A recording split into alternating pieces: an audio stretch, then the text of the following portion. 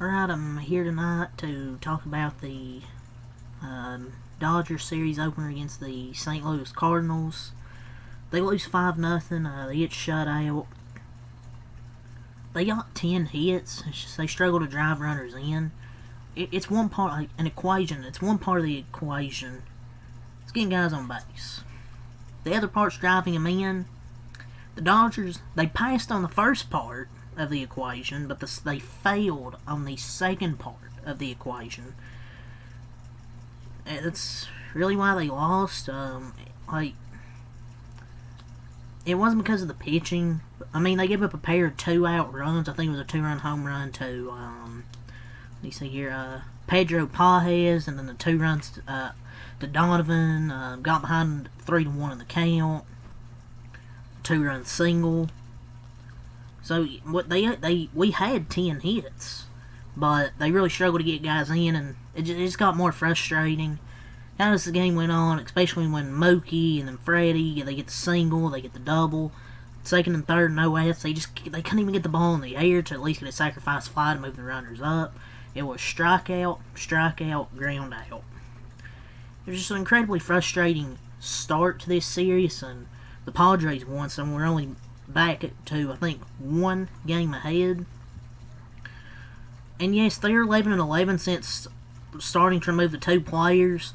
I saw this tweet from Matthew Moreno. He said the Dodgers are like an 11-11 since starting to remove the 2 players, so everyone said was holding them back and were to blame. It's the pitching. And I can't say not scoring with the runners in scoring position, because they've done that really pretty much this whole season until tonight. Tonight was just one of those nights where they couldn't drive them in, but there is a guy that should be playing over a guy that sucks and has no business on the team, and that they are having pitchers with the highest injury as possible, and having to put our 10th starter out there every 5th day, and a manager. Dave Roberts is a good manager. Sometimes he makes dumb decisions, but I can't hate him too much because he went out there and won us a World Series last year with his bullpen management. So it's just we have Kim sitting on the bench, and besides Yamamoto, the starters are kind of just up and down, really. But the Dodgers pitching staff, it's just bad outside of Yamamoto. Like, Tony Johnson will have his moments. Dustin May's inconsistent at times, and then you have Landon Knack, who else? Robleski, guys like that just aren't really good. And Snell and Glasnow's injuries are just them getting hurt a lot.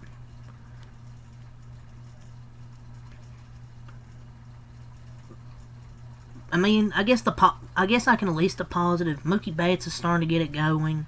I think he went 3 for 4 tonight. He went 3 for 4, and he's starting to get back on track. After he's not been bad, he's just not been as good as I expected. But he's starting to get back on track. But tonight was a historic one for the Dodgers offense, and not in a good way. For only the second time in franchise history, and the first time since 1914, they scored 0 runs in a game despite having 10 plus hits. Well, 10. And they had 3 extra base hits.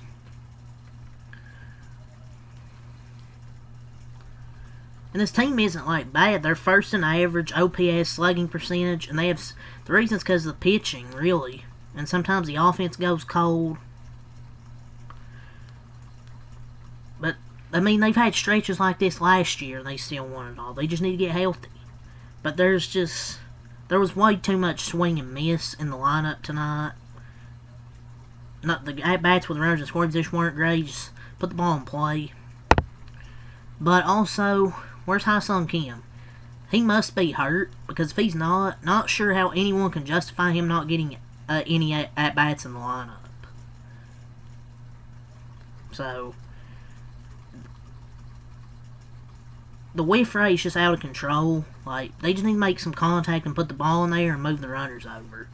I get Conforto had that winning single, but I mean, Ha-Seong Kim should be playing before him. But the thing that's kind of become the Dodgers' weakness is breaking balls and changeups outside the zone. It's kind of a weak spot because they've swung and missed at that pitch a lot. lately.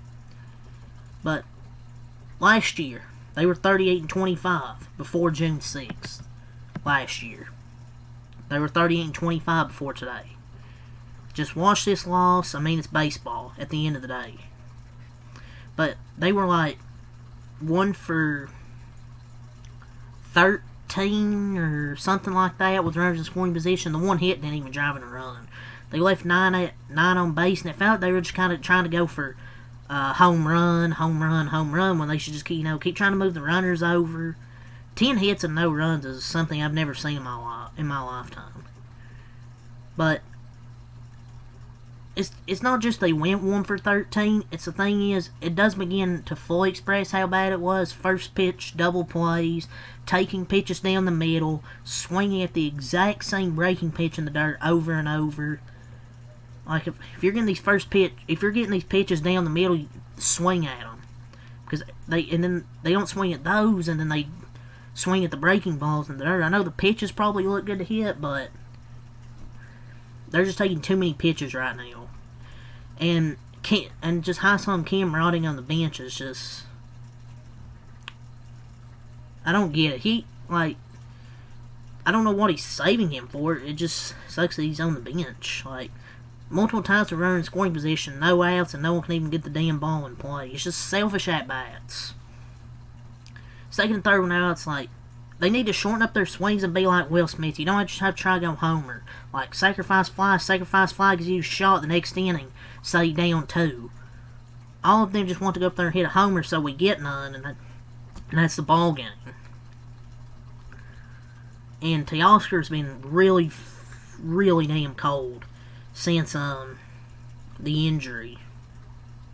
Really, and even through the first 3 innings, they were 0 for 7 with runners in scoring position, left 5 on base. And Freddie Freeman striking out twice wasn't great, but when we get multiple guys on base with less than 2 outs, someone always strikes out, it feels like. Justin Robleski, I mean, he was whatever. I mean, you'll take 6 innings and 4 runs from what is at this point, number 9 starter? He wasn't great, I'll say that, but he wasn't bad. I know you can say, oh, when Bobby Miller does it, he's trash. He gave up 6 runs in 3 innings against the Rockies. This ain't the Rockies. I mean, I'm not going to say Justin Robleski was great, but he was okay. I mean, 4 runs, 6 innings from your number 9 starter, whatever. And I want to talk about Dalton Rushing as well. I know it's only 34 plate appearances so far, but we really need to work on that strikeout rate. It's 54%, and limited playing time isn't helping, where he plays probably every few days. He just needs consistent at-bats, but I'm not sure how he's going to get those consistent at-bats. And he hasn't been great.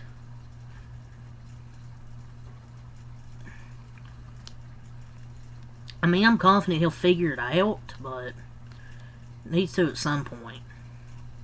But I guess the positive is he almost hit a home run.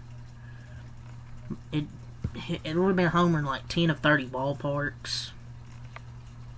But it is what it is, man. A tough loss. They get shut out.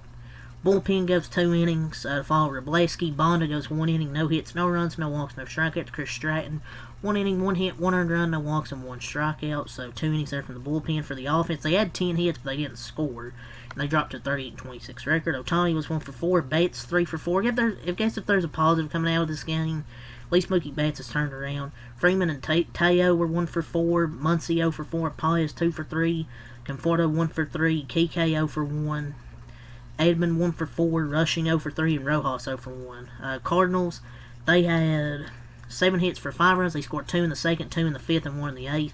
Had a 2-run homer from Pedro Paez, 2-run single from Donovan, and a solo homer from Contreras, and they improved to a 35-20 record. Sonny Gray was good. I mean, yeah, he gave up 8 hits, but he didn't give up any runs, 6.1 innings.